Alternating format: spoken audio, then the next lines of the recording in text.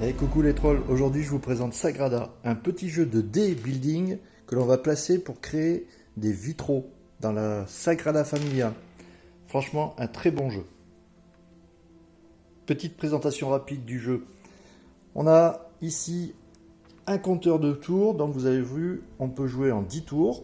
Et puis lorsqu'on retourne le petit compteur, on va avoir un compteur de points, parce que c'est celui qui aura le plus de points à la fin de la partie qui aura gagné, comme d'habitude. Ensuite, on a chacun un vitrail à remplir avec des cartes que l'on va tirer au sort et en fonction des cartes que l'on va retenir, ici vous voyez, je vais vous montrer de plus près, lorsque l'on va choisir notre carte, il y aura des difficultés. Sur chaque carte, plus il y a des points comme ça, plus la carte est difficile à réaliser. En fonction de ces difficultés que l'on va choisir, on va recevoir des privilèges, ces petits trucs-là, qui vont nous aider dans le jeu à pouvoir acheter des outils. Ces outils, exactement ici, que l'on aura tirés au hasard, ils vont permettre de dépasser les conditions de pose des dés. C'est-à-dire qu'ils vont nous permettre de déplacer des dés que l'on n'aurait pas pu déplacer, de changer une face, de retirer, voilà. Tout ça c'est une aide, mais il faudra payer. Chaque fois qu'on va vouloir utiliser un outil, on va payer 1. Et puis, là, si on veut réutiliser l'outil, si c'est moi ou si c'est un autre joueur, je vais être obligé de payer 2. Parce que je vais continuer à utiliser la carte et à chaque fois, on va payer 2 pour pouvoir utiliser la même carte. Et ainsi de suite. On va avoir ici des challenges. Ces challenges, c'est ce qui va nous permettre d'avoir des points en plus à la fin du jeu. Donc, les challenges, par exemple, j'ai mis au hasard. Ça va être, par exemple, vous gagnez 2 points pour chaque paire de dés, n'importe quelle couleur, ayant un 1 et un 2. Voilà, si vous avez rempli votre caisse, vraiment là, ici, et que vous avez mis des 1, des 2, voilà, vous allez compter le nombre de paires, et chaque paire, c'est 2 points. Un autre exemple, c'est par exemple ici, il faut faire une colonne, oui, de 4 couleurs différentes. Et les 4 couleurs, eh bien, vous allez voir, c'est assez difficile parce qu'on va avoir des difficultés de positionnement des dés, donc chaque colonne, 5 points. Et puis ici, par exemple, un autre exemple, c'est vous allez gagner 4 points si vous avez une variété de couleurs. Donc pour chaque fois que vous allez avoir un jaune, un vert, un bleu, un violet, un rouge dans votre jeu, eh bien vous allez gagner 4 points. Tous ces points cumulés, ils vont être aussi cumulés à vos challenges personnels. Ça, ce sont des cartes que personne ne connaît. On vous en donne une au début du jeu. Et voilà, vous avez par exemple la couleur verte, la couleur bleue, et chaque dé avec la couleur verte qui sera positionnée sur votre vitrail, eh bien, il va vous rapporter le nombre de points qu'il y a sur la face. C'est-à-dire que si j'ai posé un dé d'une valeur de 2 vert, eh bien, j'ai déjà 2 points verts. Et ainsi de suite. Et on va comptabiliser le nombre de dés de cette couleur. Donc, le challenge aussi, c'est d'essayer de faire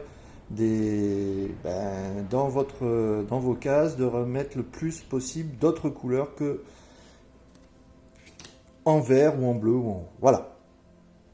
Grosso merdo, on prend rapidement des cartes, on les comme d'habitude, on mélange, on en prend 2 chacun. Voilà. On choisit la carte que l'on veut faire. Alors vous voyez, ici on a... Hop, je mets le point. Ici, on a la difficulté. Plus il y a de points, plus c'est difficile. Je veux dire que je vais prendre celui-là, 4. Je me le mets dans mon vitrail. Et ça va être voilà, ce que je vais devoir réaliser. Donc vous voyez, il va falloir que je pose des dés jaunes, bleus, verts, rouges. À ces endroits-là, c'est obligatoire que ce soit cette couleur-là. Et à ces endroits-là, où il y a un chiffre, la couleur n'importe peu, mais il faut que le numéro, c'est-à-dire que le chiffre du dé corresponde à ce qui est demandé ici. Alors vous allez me dire, c'est super facile, je peux poser n'importe comment. Eh bien non, c'est pas si facile que ça, parce que, par exemple, dans cette petite poche, comme vous avez vu, on fait 10 tours. Si par exemple je joue à 2, eh bien je vais tirer, par exemple, premier tour, 5 dés. 1, 2, 3, 4, 5, au hasard. On les lance, et voilà. Et maintenant, c'est avec ça que les 2 joueurs vont se démerder. Le premier joueur va prendre un dé, Alors attendez, j'avais pas mis de carte dans celui-ci. On va faire vite. C'est quand on veut faire vite qu'on n'y arrive plus. Voilà. Donc, premier joueur va prendre un dé. Et vous allez me dire, ouais, on peut le poser où je veux. Non, c'est encore plus difficile que ça. C'est que je prends un dé, mais pour commencer, il faut que je prenne un dé et que je le pose sur les contours, obligatoirement. Donc, par exemple, ici, le premier joueur va dire, tiens, je prends un 1, du bleu, et je le pose ici. C'est au deuxième joueur. Le deuxième joueur dit, bon, eh bien, je vais prendre le jaune, et je vais le poser ici. À partir de ce moment-là, c'est encore au deuxième joueur de jouer, puisque on tourne dans le sens des aiguilles d'une montre, puis dans l'autre sens. Et bien maintenant, le deuxième joueur, il ne peut prendre des dés que s'il peut les poser ici ou ici, pas ici, ici, ici, ici, et qu'il soit d'une couleur, s'il les pose ici, ici, d'une couleur différente de ce qu'il a posé ici, et d'un numéro différent de ce qu'il a posé ici. Voilà le petit twist. Alors par exemple, ici, je pourrais dire, bon, ben, je prends le rouge, et je viens le poser ici. Je pourrais, si je le voulais, et si j'avais eu par exemple un 2 rouges, on va prendre, pour vous donner l'exemple, le 2 rouge m'intéressait, et j'aurais pu dire, eh bien, là, je peux le prendre si, dans les règles normales, je ne peux pas poser le 2 ici ou le 2 ici.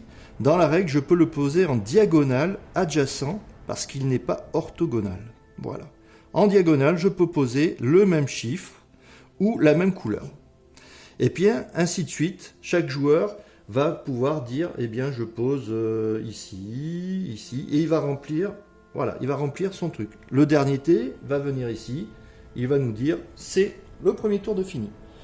Allez, ainsi de suite, le deuxième joueur prend les dés, il en prend 5, 1, 2, 3, 4, 5, voilà, on dit que ça a été tiré, et puis le deuxième joueur commence, prend un dé, ainsi de suite, c'était un 1, on s'en fout, c'était un 1, il va le poser là, gna gna gna, gna gna gna gna gna. Ici on va dire qu'on avait besoin d'un 5, on va dire que c'était là, et voilà, on va remplir comme ça au fur et à mesure, en fonction exactement du chiffre que l'on veut obtenir pour avoir le plus de points ici, en fonction des colonnes, parce qu'on va essayer de remplir nos colonnes, c'est-à-dire qu'ici on pourrait mettre du vert, ici on pourrait... voilà, et on va remplir en fonction pour essayer de remplir ces résultats-là, et puis ces résultats-là, et notre carte qui nous dit, eh bien il faut que je fasse du vert, donc ici ce joueur-là aurait déjà 5 points avec ses dés verts.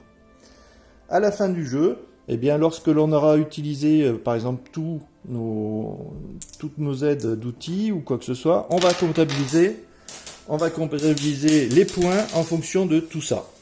Et puis, celui qui aura le plus de points, gagné. Voilà, vous savez tout sur Sacrada, un super bon jeu que j'ai longtemps délaissé du regard, et puis, grâce au Troubajour à Bourg, j'ai loué, et finalement, j'en suis super content. Allez, je vous le recommande. Vous pouvez l'acheter, vous pouvez le louer, et bon jeu!